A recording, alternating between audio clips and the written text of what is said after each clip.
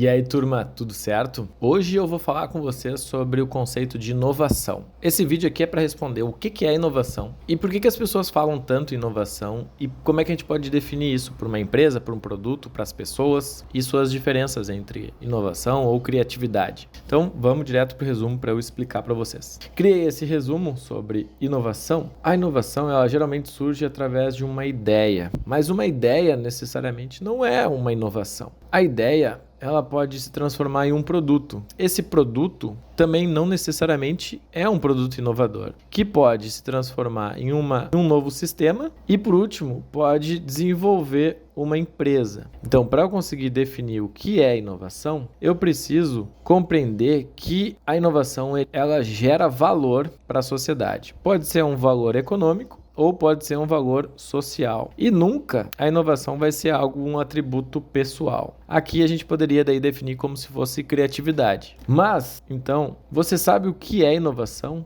Como que eu posso definir ela? A inovação ela pode ser definida dessa maneira aqui. É uma efetiva implementação com sucesso de novas ideias em um determinado contexto. Ou seja, a gente precisa aplicar em algum local essa criatividade, essa nova ideia. Se ela não tiver contexto, ela não vai ser uma ideia inovadora. Talvez pode ser até uma ideia criativa, mas não necessariamente inovadora. Por isso, a inovação ela tem que relacionar com economia, com gestão e com educação. E também tem relação com o ganho de dinheiro. No sistema capitalista que a gente vive, uma mensuração de inovação também é o quanto de dinheiro essa ideia gerou. Mas não pode ser só isso, né? Então, para poder explicar melhor o que é inovação, eu trago um artigo que é do professor da PUC chamado Jorge Aldi. Ele foi coordenador, né? Foi o principal responsável pela Tecnopuc e ele traz no artigo essa relação aqui, ó. Esse ciclo aqui de uma nova ideia que gera uma ação que tem sucesso e que é aplicada num contexto, pode daí sim ser definida como uma ideia inovadora. Daí eu trago aqui, por exemplo, os patinetes elétricos que a gente tem bastante agora nas cidades. Mas necessariamente não pode ser só pensar, bom, o patinete é tão legal, um patinete de bateria, um patinete elétrico, mas ele não pode ser só isso para ser inovador. Ele precisa gerar novos empregos, ele precisa gerar novas rendas, ter inovação social e necessariamente melhorar a qualidade de vida das pessoas. E aqui tem uma relação também com sustentabilidade, porque algumas ideias pecam na sua inovação quando prejudicam a qualidade de vida das pessoas. Por isso a gente tem dois tipos de inovação. A gente pode ter uma inovação que é incremental, ou seja, eu tenho uma melhoria contínua do meu produto. É que eu trouxe, né,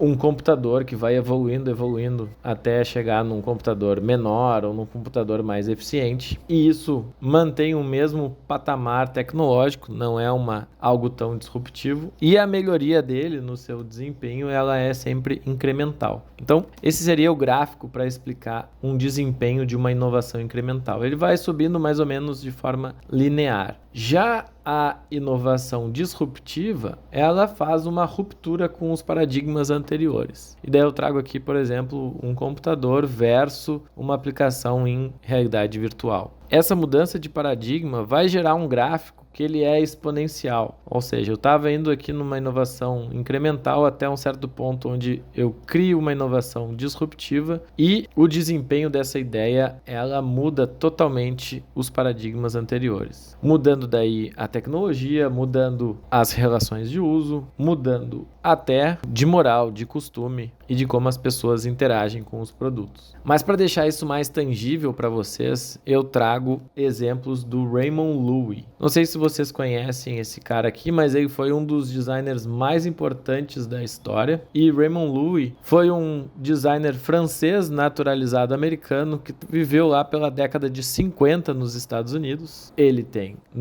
no seu portfólio a embalagem da Coca-Cola, a embalagem do Lux Strike, da identidade visual e da embalagem do cigarro. Ele fez a marca para Shell, combustível, e ele já fez design de avião, design de locomotiva e ele foi o primeiro designer a fazer uma estação espacial. Então, um portfólio bem diverso, bem inovador. E ele tinha uma máxima que é o princípio do Maya Principle. E o que é Maya Principle? Esse conceito que ele criou é uma abreviação de Most Advanced yet acceptable. Ou seja, o mais avançado possível, mas ainda assim aceitável. O que significa ser aceitável? Ele dizia que se a ideia dele fosse muito avançada, mas as pessoas não conseguissem entender o que ele estava fazendo, não ia funcionar. Então ele tinha que conhecer muito das pessoas para poder criar algo que era inovador. E ele tem uma frase que é fundamental para a gente poder entender o que é inovação, que é o seguinte. Ele falava assim: o público adulto não está necessariamente pronto para aceitar as inovações lógicas para suas necessidades, se a solução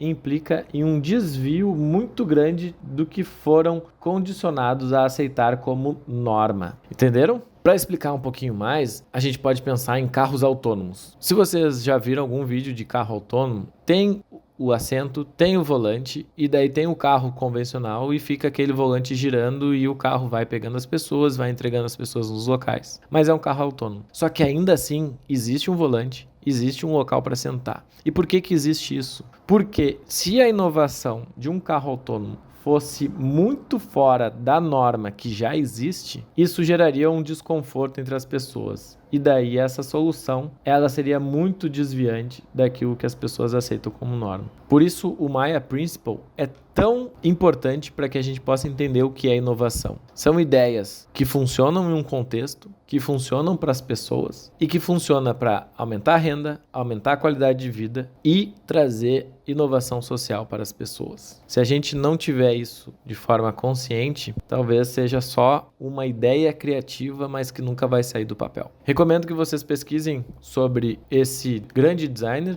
e também vou deixar na descrição alguns artigos de referência sobre inovação, para que vocês possam também estudar um pouquinho mais. Nos vemos no próximo resumo, pessoal. Até a próxima!